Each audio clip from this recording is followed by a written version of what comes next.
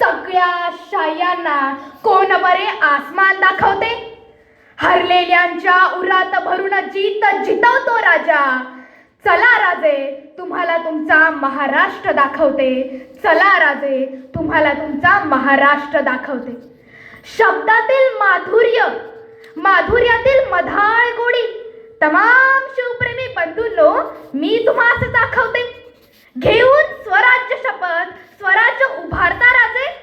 चला राजे, तुम्हाला तुमचा महाराष्ट्र दाखवते. गुलामी तनिपची तप्पीचा पडलेल्या अर्ध मेलेल्या लोकांना स्वराज्याचे रणशिंग फुंकून त्यांना चेतवलात. त्यांच्या पराभूत मानसिकतेला विजयाचा स्पर्श करून त्यांना हर्ष प्राप्त करून दिलात. इथल्या मातीतील सुगंध गोळा करून मावळा घडवलात. अशा मावळ्यांना जेता करून शास्ता झालात. स्वराज्याची पताका बांधून स्वराज्याचे सुराज्यात रूपांतरण करून शिस्त, न्याय, सर्व धर्म समभाव जागवलात. एके दिवशी आमचे छत्रपती शिवाजी महाराज माझ्या पुढ्यात येऊन थांबले आणि मी अक्षरशः शहरले. क्षणात महाराजांचा हात धरून त्यांना म्हणाले, चला राजे, तुम्हाला तुमचा महाराष्ट्र दाखवते आणि या विषय मांडणीला आरंभ करते. तुमच्या पश्चात या महाराष्ट्राच्या भूमीत खूप विकासच विकास झाला असेही नाही आणि खूप अधोगतीच झाली असेही नाही. अनेक मजली इमारती उभारल्यात. रेल्वे इलेक्ट्रिकवर धावते. आकाशातून विमानाने प्रवास होतोय. हा आमचा विकास झाला राजे. पण भावात भाऊ राहिला नाही, माणसात माणुसकी उरली नाही, भूत दया उरली नाही की वृक्ष प्रेम राहिले नाही. हे ही सखेदाने का होईना मान्य करावेच लागते. समृद्धी मार्गाच्या नावाखाली घराच्या बांधणीसाठी, वाढत्या लोकसंख्येच्या निवाऱ्यासाठी आम्ही जंगलेच्या जंगले संपवली. कधी कधी मला चिमुकलीला प्रश्न पडतो की राजे, विकासाच्या नावाखाली आम्ही भकास तर होत नाहीत ना? काही कळत नाही हो राजे मला कधी कधी.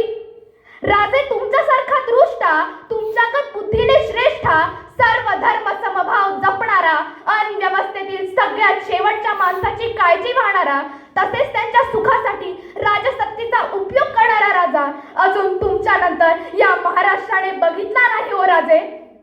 आजवर जवळपास 18 मुख्यमंत्री होऊन गेले. अजून तरी तुम्हाला अपेक्षित असे कोणत्याच मुख्यमंत्र्याने कार्य केले नाही राजे. केवळ तक्रारीचाच पाऊस न पाडता सोबत महाराष्ट्राच्या झालेल्या विकासाची गाथाही उलगडते महाराज मी. या मातीत रोज सरासरी 7 शेतकरी आत्महत्या करीतच आहेत. त्यांच्या बायका विधवा होतच आहेत तर लेकरं पोरकी.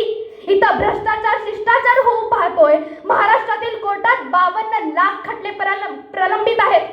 गेल्या 3 वर्षात 3000 शेतकऱ्यांनी अक्षरशः आपले जीवन संपवले हो. राज्यातील रस्ते रस्ते आहेत की मृत्यूचे सापळे. मागील 6 वर्षात 95,722 लोकांना रस्ते अपघातात प्राण गमवावा लागला. विद्यार्थी आत्महत्येत महाराष्ट्राचा देशात पहिला क्रमांक लागतो.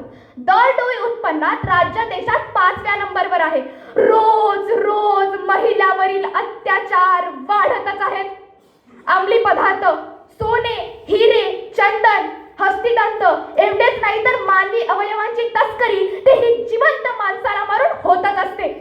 अधिकारी सत्ताधारी रक्तपिपासू होऊन मढ्यांच्या टाळूवरील लोणी खातच आहेत. गरीब गरीबच होतो. शेतकऱ्यांच्या शेतमालाला भाव नाही. बेघरांचे जथ्थेच्या जथ्थे वाढतच आहेत. हे सांगत असताना महाराजांचे डोळे द्वेषाने लाल झाले.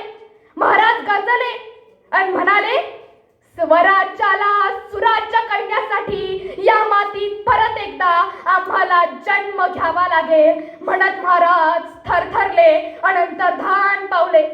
एवढे बोलून इथेच थांबते. जय हिंद, जय महाराष्ट्र. धन्यवाद.